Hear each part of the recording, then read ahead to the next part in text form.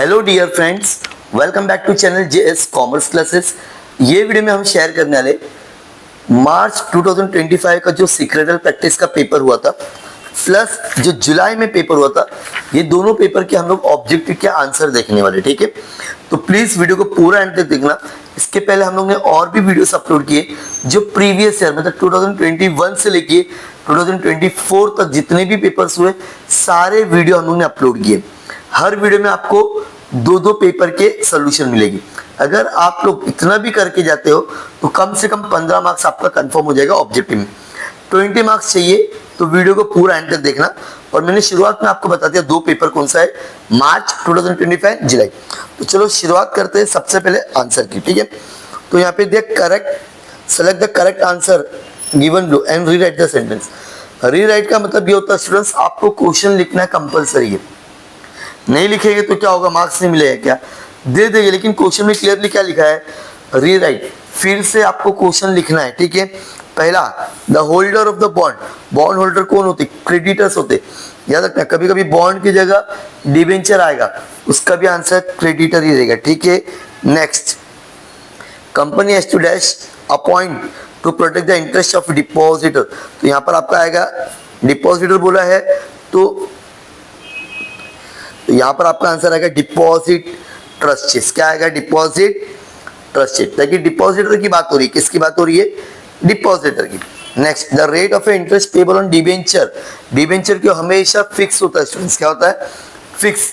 ठीक है, demat shares are dash, तो यहाँ पर आएगा फंगिबल, खराब नहीं होगा। ठीक है, central government is a borrower in the money market through the dash issue of share, treasury bills. क्या आएगा आंसर, ट्रेजरी बिल्स, याद कर लीजिए। ठीक है, 5 मार्क्स मिल गए। Next, correct the underline word and rewrite, मतलब ये जो अंडरलाइन है इसकी जगह कुछ और आना चाहिए आंसर। तो depositor receipt rate in USA is called, यहाँ पर आएगा, ये पूरा कैंसिल हो जाएगा, आपका डायरेक्टली आंसर आएगा अमेरिका। क्या आएगा, पहले का आंसर क्या रहेगा, अमेरिका। आपको पूरा लिखना है, कॉल्ड है इसके बाद में क्या आएगा, अमेरिका। ठीक है, अमेरिका की स्पेलिंग देख सकते हैं आप लोग। Next, FPO refer to the offering of share to the public for the first time. FPO की जगह आपको लिखना है IPO, initial public offer. Next, bonus share are issued for the free gift. Preference share holder, preference share की जगह आएगा equity share holder. Spelling तो पता होगी इक्विटी की, लेकिन फिर भी आप लोग क्रॉस चेक कर सकते हो। Dividend is not obligation to paid company every year, dividend की जगह आपका आंसर आएगा इंटरेस्ट। क्या आएगा, interest. Stock market is an important concept, money लिखा है, मनी की जगह आ जाएगा आपका कैपिटल मार्केट। क्या आ जाएगा स्टूडेंट्स, कैपिटल।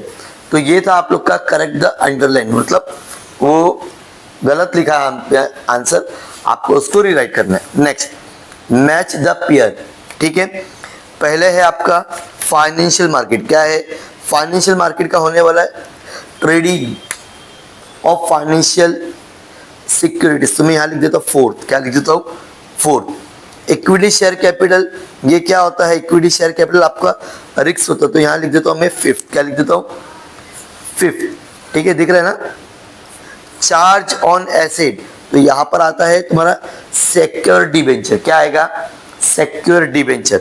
इसके बाद में डिपॉजिटरी एक्ट, यहाँ पर आपका आएगा 1996, तो यहाँ पे लिख देता हूँ सेकंड। क्या लिख देता हूँ, सेकंड। कैपिटल स्ट्रक्चर, तो ये है तुम्हारा mixup of various sources of fund, तो third.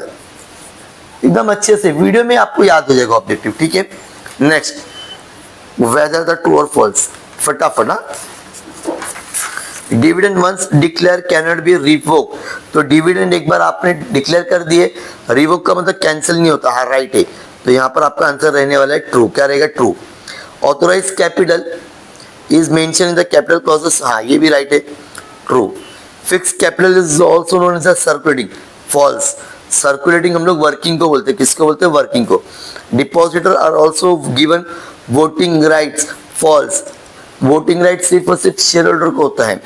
Bombay stock exchange the oldest stock exchange in India, यहाँ पर आपका आंसर होने वाला है ट्रू। क्या होने वाला है, ट्रू। तो ये था 2025 का पेपर। अब हम देखेंगे स्टूडेंट्स जुलाई 2025 का पेपर। ठीक है, चलो स्टार्ट करते हैं फटाफट। सो जुलाई 2025 में सबसे पहले देखो, dash is paid on the borrowed capital. Borrowed capital को हम लोग इंटरेस्ट पेड करते हैं। क्या करते हैं? इंटरेस्ट। याद रखना, ठीक है। बोरोड कैपिटल को क्या पेड करते हैं? Interest. Deposit can be accept minimum 6 month right है, और मैक्सिमम 36 मंथ। कितना? मतलब 3 साल। बैरियर डिबेंचर होल्डर कहता है इंटरेस्ट थ्रू द, आपको यहाँ पर आएगा इंटरेस्ट वारंट रिफंड ऑर्डर, तो यहाँ पर आपका इंटरेस्ट वारंट आता है। क्या आता है? इंटरेस्ट कूपन आएगा। क्या आएगा? Interest coupon. क्या आएगा? Interest coupon. Dash has to apply for ISN, तो यहाँ पर आपका आंसर आने वाला है कंपनी। कौन अप्लाई करता है? कंपनी। कौन अप्लाई करेगा? Company. Financial market is a market in which people trade. क्या ट्रेड करते हैं?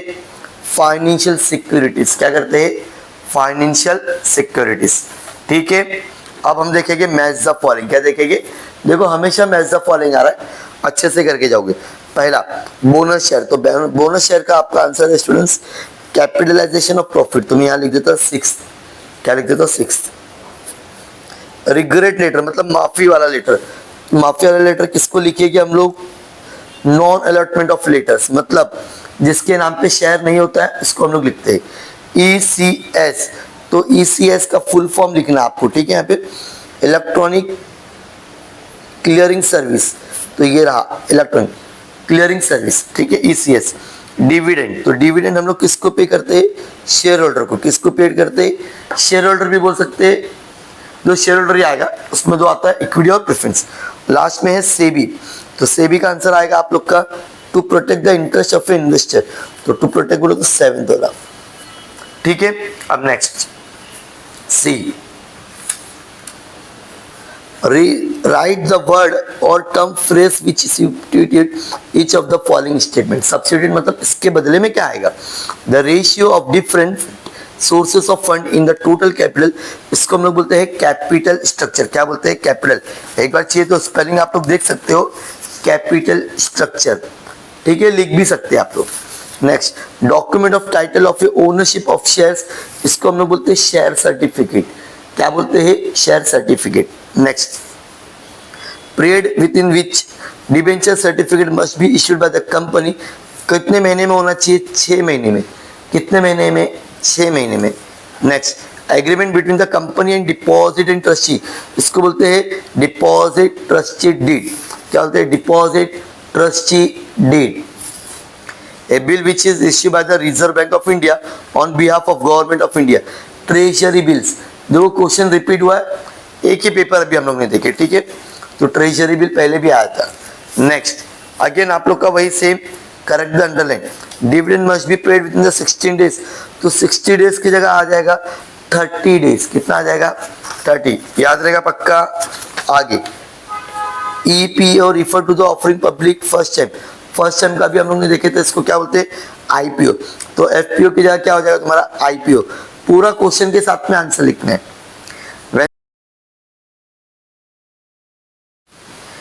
When there is a recession in economy, क्या लिखा है?